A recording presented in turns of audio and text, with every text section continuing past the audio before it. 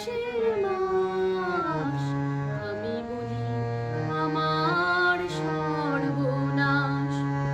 কেউ বলে নদী, কেউ তটিনী, কেউ বা দিয়েছে নাম তরঙ্গিনী।